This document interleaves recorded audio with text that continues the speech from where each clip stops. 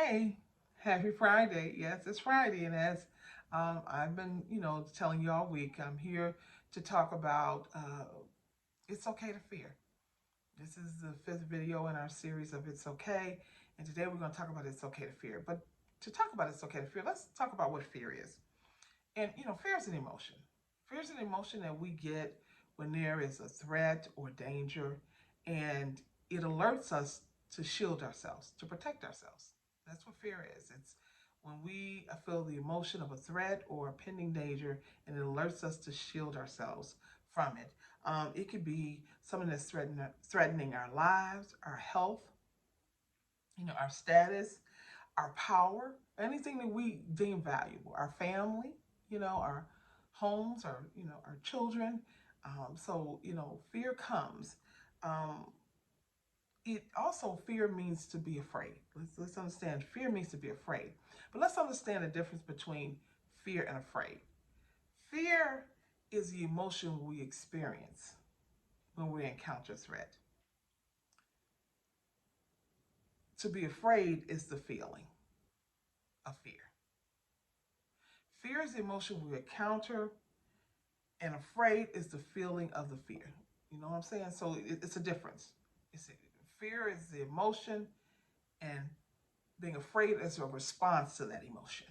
It's the feeling that we get as a response to that emotion. Okay. So I kind of help us to understand a little bit more. I want to talk about Diahann Carroll, icon Diahann Carroll in the movie Claudine. I'm probably dating myself by saying this, but if you haven't watched the movie Claudine, I don't care what age you are, it's a good movie to go back and watch. But in this movie, I think Claudine has six children, and it was done in the 70s, and she was a woman on welfare, and she had her oldest son. His name was Charles. And Charles wanted to be a revolutionary. He wanted to be out there and fighting the just cause for racial equity. And she was afraid for him. She had fear for him. And so he, in this part of this portion of this movie, he said to her, he said, all you have done is taught us to be afraid. And she said, you better be afraid. This world out here will kill you. You better be afraid. And he said, so how can frightened people change anything?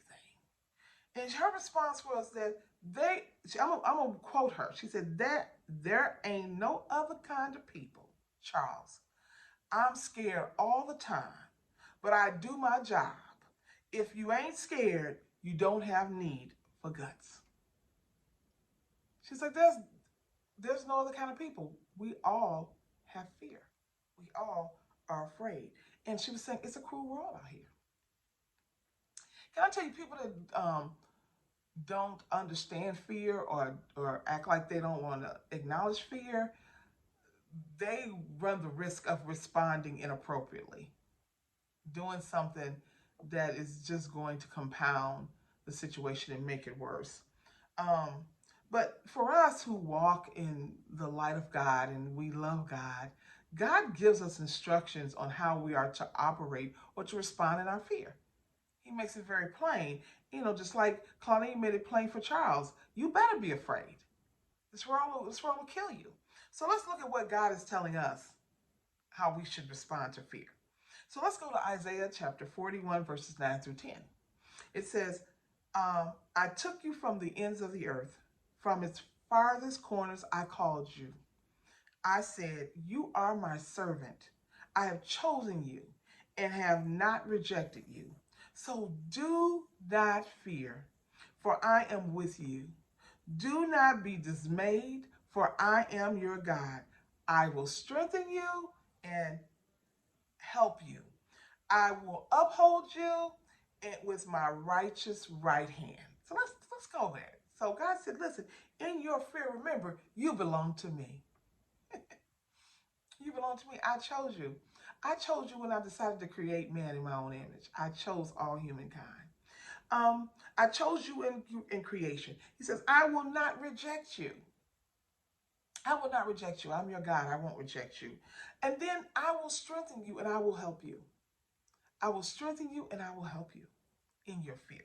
I will keep you, protect you with my best hand, with my strongest hand, with my all of my power everything I got.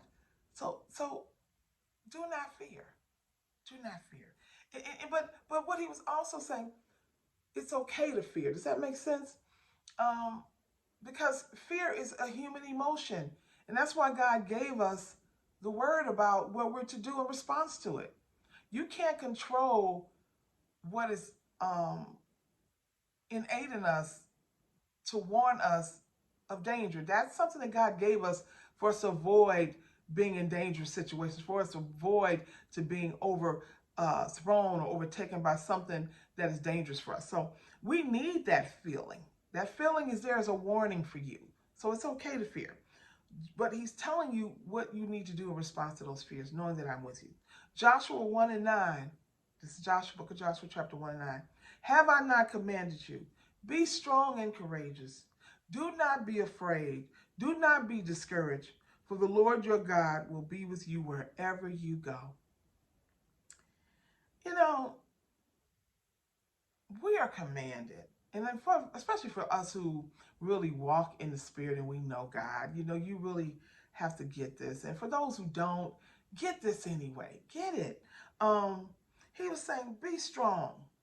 Be strong. And be strong means really just saying, hold it on no matter what. No matter what it costs you, no matter how afraid you get, no matter how tired you get, don't let go. Hold on. Hold on for dear life. Be courageous. It means in spite of what's going on, what you're feeling, because what you're afraid of, because the feeling of fear is being afraid. And so claw through, dig through, you know, fail through. We said it's okay to fail. It's okay to hurt in your fear. It's okay. All of this is okay. Because I'm with you.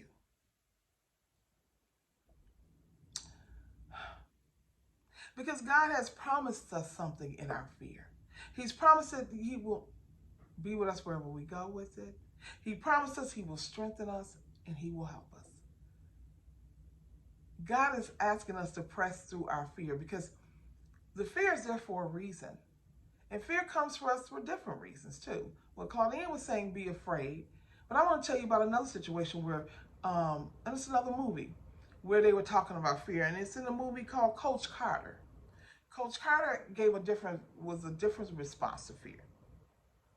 Coach Carter was played by Samuel Jackson, and it was about this urban basketball team, and he was trying to teach them the value of education over sports, and so and he was trying to teach them life lessons. And so it was this young man by the name of Mr. Cruz, and he used to always ask Mr. Cruz, "What is your deepest fear?"